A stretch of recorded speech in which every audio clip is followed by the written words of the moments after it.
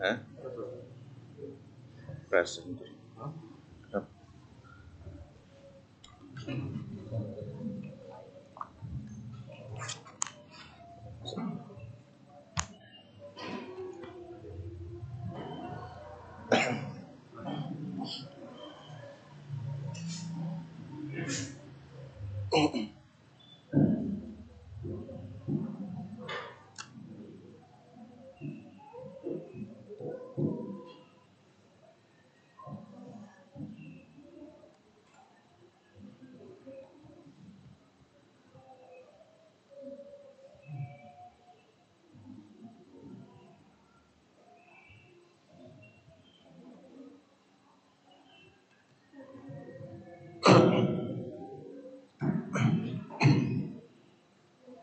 Bismillahirrahmanirrahim.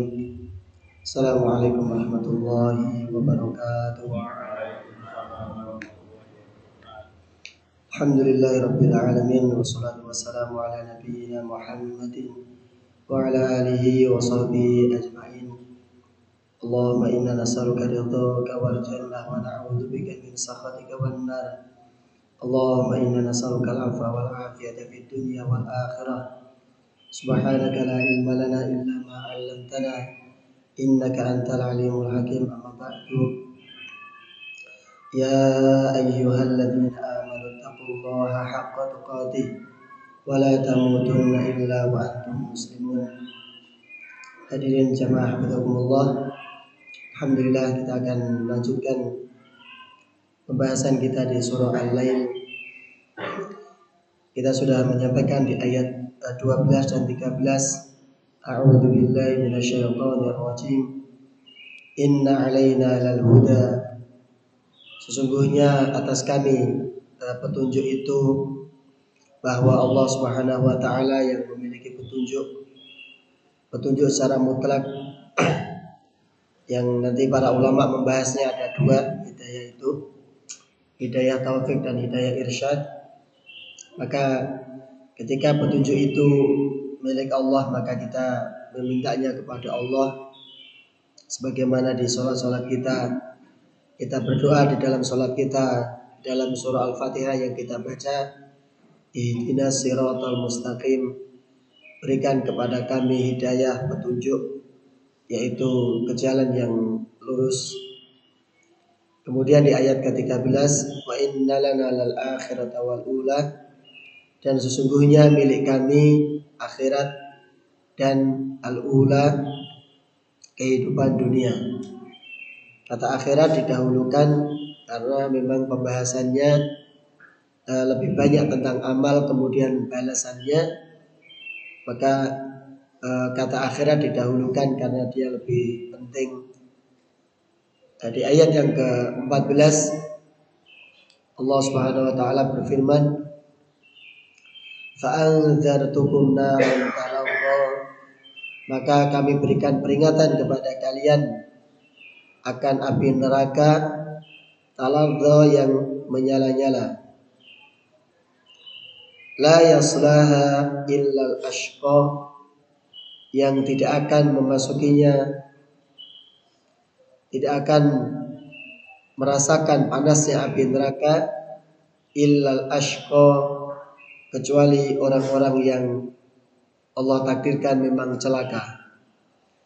Allah takdirkan dia akan sengsara. Hadirin hafizakumullah. Sekali lagi, ketika surah Al-Lail ini berbicara tentang amal, dan masing-masing manusia terbagi menjadi dua kelompok. Ada yang beramal untuk memerdekakan dirinya dari api neraka, ada yang beramal justru untuk menghambakan dirinya kepada dunia. Maka di surah Al-Lail juga nanti akan disebutkan ancaman balasan yang Allah berikan kepada mereka, yaitu orang-orang yang Allah takdirkan untuk celaka, al-ashqa, bahkan orang yang paling sengsara, paling celaka.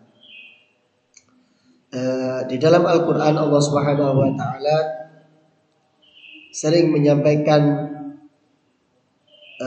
metode dalam memberikan pendidikan pengajaran, yang metode ini kadang disampaikan secara berbarengan, berurutan atau beriringan.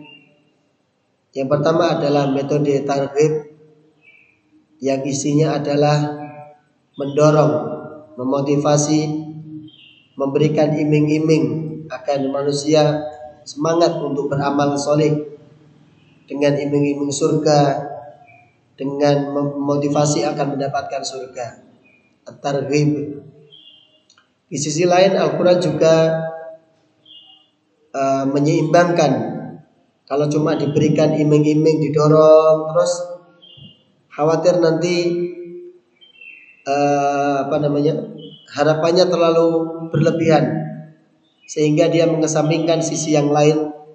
Jadi ar-roja'nya terlalu berlebihan sehingga sisi yang lain nanti tidak terperhatikan. Maka Al-Quran juga menyampaikan metode berikutnya, yaitu berupa tarhib. Kalau yang pertama tadi targhib pakai ghain, yang kedua adalah tarhib pakai ha. Yang satu pakai ghain artinya memotivasi, mendorong, menyemangati. Tarhib pakai ha artinya menakut-nakuti, mengancam, memberikan ancaman, menakut-nakuti. Kenapa begitu? Karena sekali lagi tadi, kalau cuma diberikan iming-iming terus, nanti akan diampuni dosa, nanti akan dapat surga, nanti dapat kenikmatan, khawatir nanti akan berat sebelah.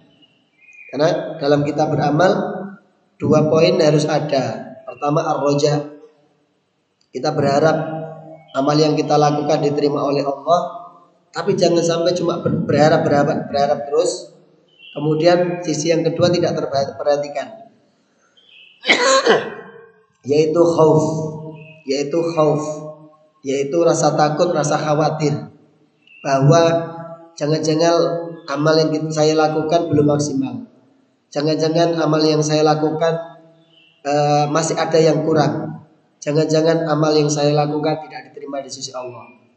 Sehingga ketika ada rasa khauf, khawatir, takut, maka dia akan semaksimal mungkin berhati-hati dalam dia beramal. 2 hal ini sering diibaratkan, dia ibarat 2 sayap burung. Jadi roja dan khauf ibarat 2 sayap burung. Jadi dia bisa terbang dengan baik kalau dua-duanya seimbang.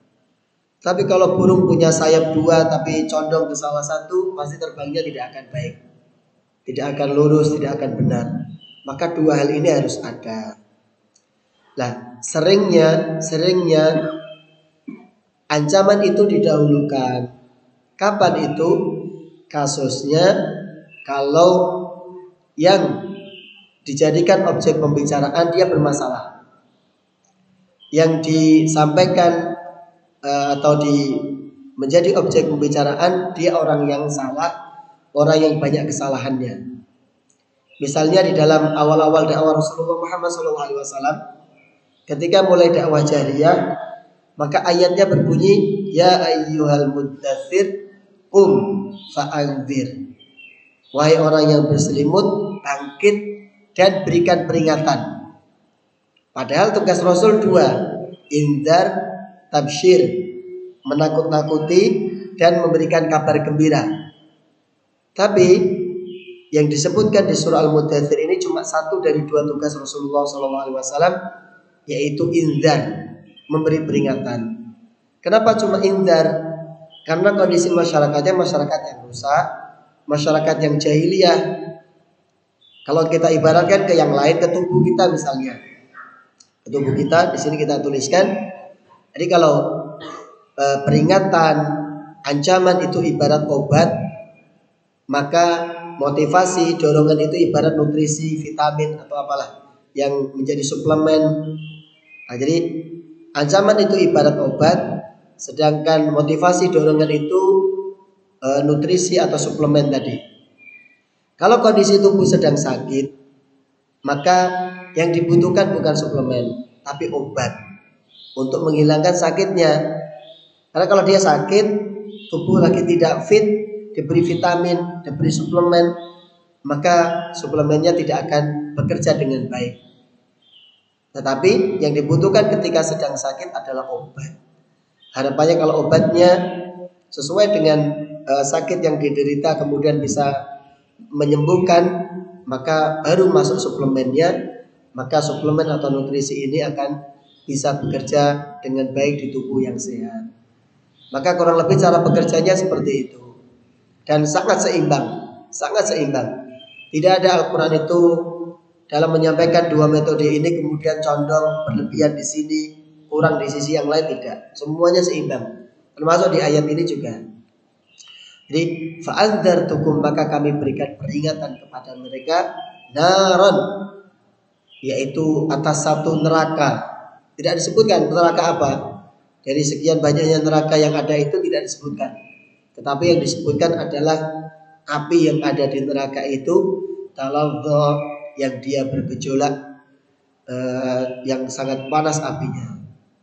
Kemudian ini pembahasannya, la yaslaha, tidak akan masuk, tidak akan merasakan panasnya api itu, neraka yang apinya bergejolak tadi, illal ashqa, kecuali orang yang benar-benar celaka, orang yang benar-benar sengsara. Jadi seolah-olah kata la yaslaha illal ashqa ini dalam bahasa Arab namanya adatul hasr. Dia mengkhususkan, mengerucutkan. Jadi seolah-olah neraka yang apinya bergejolak tadi betul-betul Allah siapkan untuk orang yang paling celaka, orang yang paling sengsara. Waliyadu billah, semoga Allah menjaga kita dari api neraka tersebut. Nah sekarang pertanyaannya, siapa al-ashqa itu? Siapa orang yang paling celaka itu? Ayat juga menafsirkannya, yaitu di ayat berikutnya, ayat yang ke-16.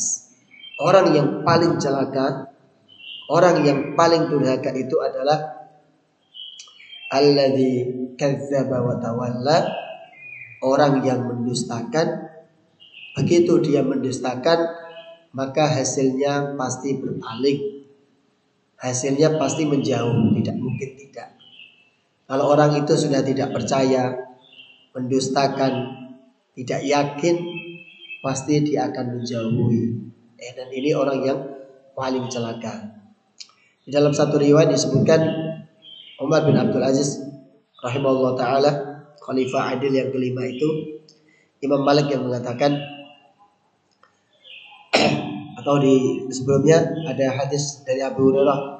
Abu Hurairah pernah ditanya, kullun yadkhulul jannah, semua manusia akan masuk surga, tetapi ternyata ada pengecualiannya, illa man abaha, kecuali orang yang enggan untuk masuk surga.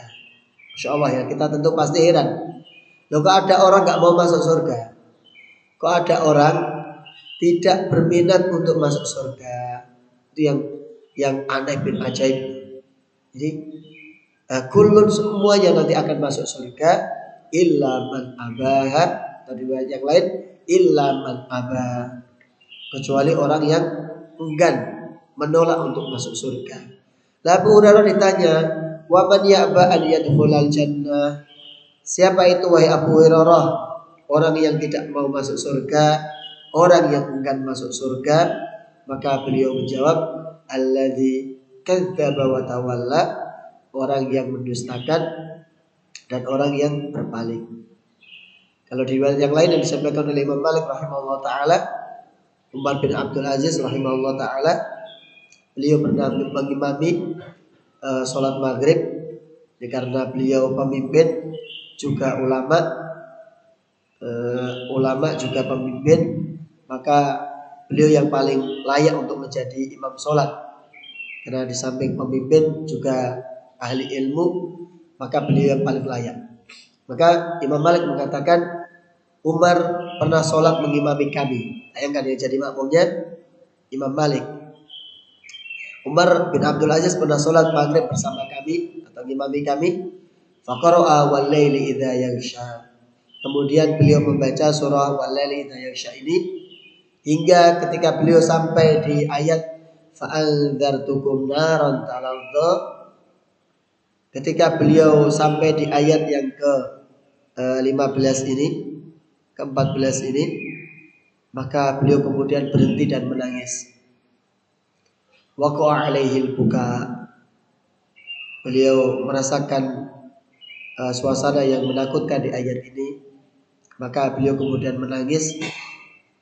Falam yaqdir yata'addaha minal buka. Sampai-sampai beliau menangis meresapi, menghayati ayat ini, merasa takut dengan ayat ini, fa'andzartukum naran talazza ini, sampai-sampai beliau tidak sanggup untuk menyelesaikan membaca surah Al-Lail sampai selesai.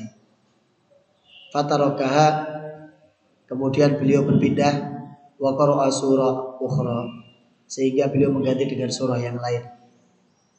Bayangkan ini khalifah ulama jadi imam membaca surah Al-Lail, beliau tidak sanggup untuk menyelesaikannya karena beliau betul-betul meresapi, mentadaburi ayat demi ayatnya, sehingga begitu sampai di ayat fa'andzartukum naran talazza, beliau berhenti menangis, kemudian tidak sanggup untuk menyelesaikan bacaan surah Al-Lailnya. Dan sementara sholat harus dilanjutkan karena beliau sebagai imam, maka karena beliau tidak sanggup menyelesaikan surah Al-Lail, maka beliau berpindah membaca surah yang lain. Kemudian siapa orang yang paling celaka itu? Di kriterianya ada dua. Orang yang mendustakan, kemudian orang yang berpaling. Mendustakan ini sama juga Rasulullah Muhammad SAW bersabda, la yadkhulun nara illa syaqiyyun. Tidak masuk surga kecuali orang yang celaka. Maka Rasulullah ditanya, qila wa manish syaqiyyu? Ya Rasulullah, siapa orang yang celaka itu? Siapa orang yang sengsara itu? Maka beliau menafsirkan ayat ini, alladzi la ya'malu bi ta'atin wa la yatruku lillahi ma'siyatan, yaitu orang yang tidak melakukan sebuah ketaatan dan tidak meninggalkan untuk Allah kemaksiatan. Maka ini kriterianya. Semoga Allah menjaga kita, melindungi kita, jangan sampai termasuk orang yang celaka. Bersyukurnya, beruntungnya kita, Allah memberitahu ada sekelompok orang, ada hamba-hamba Allah yang Allah jauhkan nanti dari api neraka yang apinya bergejolak menyala-nyala tadi. Dan lagi-lagi kita berdoa semoga kita termasuk orang itu. Kita termasuk kelompok yang Allah jauhkan dari neraka yang apinya bergejolak tadi. Siapa mereka? Ini ayat selanjutnya menjelaskan, wasayujannabuhal atqa, dan akan kami jauhkan dari api neraka yang bergejolak tersebut al-atqa, orang yang paling bertakwa. Kalau tadi seolah-olah neraka yang bergejolak itu Allah siapkan, Allah khususkan neraka tersebut untuk orang yang paling celaka, orang yang paling sial kata kita, orang yang paling ngenes lah ibaratnya. Jadi, tetapi di sisi lain Allah memberikan pengecualian, ada nanti orang-orang yang Allah jauhkan dari api neraka yang bergejolak tersebut, sehingga orang-orang yang dijauhkan dari api neraka yang bergejolak tersebut, dia tidak termasuk orang yang paling celaka, orang yang paling sial tadi. Siapa? Al-atqa, yaitu orang yang paling bertakwa. Lagi-lagi disebutkan siapa al-atqa itu, ayat menjelaskan lagi. Al-atqa itu adalah alladzi yu'ti malahu yatazakka. Al-atqa, orang yang paling bertakwa itu yaitu orang yang memberikan hartanya di jalan Allah, yatazakka, untuk mensucikan dirinya. Nah, bagaimana caranya? Memberikan harta untuk mensucikan diri. Nah, sebagaimana di ayat juga sama kan? Ayat menjelaskan, khud min amwalihim shadaqatan tutahhiruhum wa tuzakkihim biha. Jadi zakat, sedekah, mengeluarkan harta di jalan Allah itu ternyata bisa menjadi penyebab untuk mensucikan diri. Dari mana? Setidaknya zakat atau infak yang kita keluarkan itu mensucikan diri dua belah pihak. Pihak yang mengeluarkan harta dan pihak yang menerima harta. Kita sudah pernah menyampaikan kalau tidak salah, yang mengeluarkan harta hatinya akan dibersihkan pelan-pelan dari penyakit bakhil, dari penyakit kikir, dari penyakit cinta dunia yang berlebihan. Sementara orang yang menerima pemberian kita, menerima zakat, sedekah, infak yang kita keluarkan, orang fakir, orang miskin, mereka juga terjaga hatinya. Terjaga dari apa? Terjaga dari sifat dengki, hasud, iri kepada orang-orang kaya. Dan hati-hati kalau ada orang yang dengki, iri kepada kita, bahayanya nanti bisa menimbulkan ain. Jadi ain itu bukan sekedar orang takjub, heran, kagum saja, tapi juga bisa muncul dari kedengkian yang luar biasa. Dan ain itu mematikan. Ain itu bisa membunuh seperti sihir. Jadi pembahasan kita di sini tentang tadi pengertian atqa ini, yang orang yang Allah kecualikan tidak termasuk orang paling celaka adalah orang yang memberikan hartanya. Jadi tidak ada itu orang mengaku bertakwa. Di ayat sebelumnya juga kita sudah sampaikan, tidak ada ketakwaan kecuali dengan memberikan harta, mengeluarkan harta. Atau bukti ketakwaan kita kepada Allah, bukti kita bertakwa kepada Allah adalah kita siap untuk mengeluarkan harta kita, memberikan sebagian harta kita di jalan-jalan kebaikan yang Allah ridhoi. Kalau kita masih sulit, maka ya tidak termasuk di ayat ini, tidak termasuk di pembahasan tentang pengertian al-atqa, orang yang paling bertakwa. Karena ayatnya langsung memberikan definisi al-atqa, orang yang paling bertakwa, yang Allah selamatkan dari api neraka yang bergejolak adalah orang yang memberikan hartanya. Dan niat memberikan hartanya adalah yatazakka, untuk mensucikan dirinya. Jadi takwa itu memberi. Bukti takwa itu adalah mengeluarkan sebagian dari harta kita. Maka kita perlu berlatih agar betul-betul kita menjadi orang yang bertakwa. Kemudian infak harta, mengeluarkan harta bisa menjauhkan kita dari sial, dari celaka. Setidaknya kalau kita bersedekah, berinfak itu akan memadamkan kemarahan Allah Subhanahu wa taala, kemurkaan Allah Subhanahu wa taala. Kemudian tidak ada amalan sunnah yang mampu mensucikan hati seperti sedekah. Jadi tidak ada amalan kesunahan yang mampu mensucikan hati seperti sedekah. Yang terakhir yang akan menjadi pembahasan kita yaitu di ayat tadi menggunakan kata wasayujannabuha, maka akan dijauhkan bagi orang yang paling bertakwa. Sementara di ayat yang lain nanti Allah berbicara misalnya ayat wa yunajjillahu alladzina taqau, dan Allah akan menyelamatkan orang yang bertakwa. Jadi beda ya. Untuk orang yang paling bertakwa, ayat mengatakan akan kami jauhkan, tajnib, kami jauhkan. Tetapi untuk orang yang bertakwa saja, kami akan selamatkan, tanji. Bedanya di mana? Kalau diselamatkan, berarti ada kemungkinan dia terjatuh dulu, baru diangkat, baru diselamatkan. Dia sengsara dulu, baru diselamatkan dari kesengsaraan tersebut. Dia terluka dulu, baru diberikan obatnya. Tapi kalau tajnib, al-atqa, yang orang yang paling bertakwa ini, maka sebelum dia terjatuh sudah Allah hindarkan. Ini bahaya, jangan ke sini. Ini nanti akan mencelakaimu, jangan ke situ. Allah arahkan, Allah jauhkan dia sejauh-jauhnya dari keburukan yang akan menimpanya. Jadi bedanya di situ. Kalau dia laki-laki ini berbicara ayat, sama-sama mengatakan bertakwa. Kalau yang satu menggunakan kata takwa biasa, ayat yang kita bahas al-lail ini al-atqa, yang paling bertakwa. Dan kita sudah tahu definisinya, yang paling bertakwa adalah yang siap mengeluarkan hartanya. Maka ketika dia paling bertakwa, perlakuan atau kompensasi yang Allah berikan juga berbeda.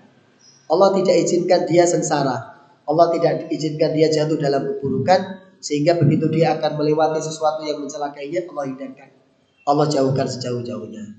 Lagi-lagi kita berdoa kepada Allah, semoga Allah jauhkan kita sejauh-jauhnya dari keburukan, dari hal-hal yang menyulitkan kita di dunia, lebih-lebih di akhirat nanti. Sebagai penutup, ada kalimat yang luar biasa, ma ab'asal bukhola, ma ab'asa aishul bukhola. Sungguh rugi kehidupan orang-orang bakhil itu. Sungguh rugi orang-orang yang pelit itu. Ruginya di mana? Dia hidup menjalani hidupnya walaupun harta berlimpah, tapi dia seolah-olah seperti orang fakir, orang miskin. Nah gimana? Mau beli ini gak jadi, mau memberi ini gak jadi, karena dia khawatir hartanya berkurang, karena dia khawatir apa yang dia miliki berkurang. Hartanya cukup, hartanya berlimpah, Allah titipkan rezeki yang banyak, tetapi dia menjalani hidupnya dengan kebakhilan, sehingga dia memperlakukan dirinya seperti seolah-olah orang fakir, tidak sanggup membeli, tidak sanggup memberi, tidak sanggup berbagi, maka dia seperti orang fakir. Sementara di akhirat nanti dia akan dihisab dengan hisabnya orang-orang kaya karena harta yang Allah titipkan kepadanya. Nah ini kan ruginya double. Di dunia tidak bisa menikmati hartanya karena dia pelit, khawatir hartanya kurang, bahkan untuk kebutuhan dirinya sendiri juga jangan-jangan dia eman kan, jangan beli jangan cari ini. Untuk dirinya sendiri, untuk keluarganya bisa jadi, untuk anak-anaknya dia kekang, gak boleh beli ini, jangan beli ini, jangan cari ini. Nah, jangan seperti orang fakir, gak sanggup membeli. Tetapi di akhirat, waliyadzubillah, nanti akan dihisab seperti hisabnya orang kaya. Semua harta yang Allah titipkan kepadanya akan ditanya satu persatu. Dan sekali lagi, pertanyaan tentang harta lebih banyak daripada pertanyaan yang lain. Nasallallahu salamah wal afiyah. Semoga Allah menjaga kita, melindungi kita semuanya dari kesulitan-kesulitan. Masih satu ayat, masih satu slide, ditutup sekali lagi ya. Ini biar tidak nanggung tadi. Tadi Allah sudah menyebutkan orang yang al-atqa, yang paling bertakwa itu dia yang memberikan hartanya dalam rangka untuk mensucikan dirinya. Apa yang dimaksud memberi untuk mensucikan dirinya? Ini ayat laki-laki menjelaskan, wa ma li ahadin indahu min ni'matin tujza. Dia memberi itu bukan karena membalas jasa. Jadi dia memberi si fulan bukan karena si fulan baik kepadanya, bukan karena si fulan sering memberinya maka saya memberi dia, bukan itu. Jadi orang yang memberi untuk mensucikan dirinya itu bukan orang yang memberi untuk membalas jasa. Nah, ini ayatnya. Wa ma li ahadin indahu min ni'matin tujza.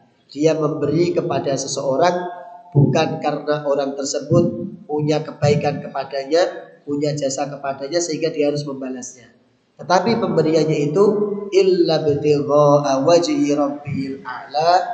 Pemberiannya itu murni untuk mengharapkan ridho Allah, untuk mengharapkan wajah Allah yang maha tinggi, maha mulia. Wala saufa yarda, dan pasti dia akan ridho. Si pemberinya akan ridho dengan balasan Allah. Wala saufa yarda, dia memberi sampai membuat Allah ridho. Jadi kata wala saufa yarda, setidaknya maknanya ada dua. Begitu dia memberi, maka Allah akan memberikan balasannya karena dia memberinya tulus karena Allah. Balasan yang Allah berikan sampai betul-betul dia ridho, sampai betul-betul dia puas dengan balasan yang Allah berikan. Atau makna yang kedua, dia memberi tulus karena Allah sampai Allah ridho dengan pemberian yang dia lakukan, dengan amal yang dia lakukan. Kita cukupkan, semoga ada manfaat yang bisa kita dapatkan dari surah Al-Lail ini. tentang beramal, tentang balasan, tentang kelompok orang, kelompok manusia ini. Semoga kita termasuk kelompok orang-orang yang Allah golongkan dalam orang-orang baik yang Allah kelak nanti akan berberat timbangan amal solehnya, amal kebaikannya di akhirat nanti. Amin ya rabbal alamin. Kita tutup sama-sama dengan baca doa kafaratul majlis. Alhamdulillah. Subhanakallahumma wa bihamdika asyhadu an la ilaha illa anta astaghfiruka wa atubu ilaik. Kurang dan lebihnya mohon maaf. Assalamualaikum warahmatullahi wabarakatuh.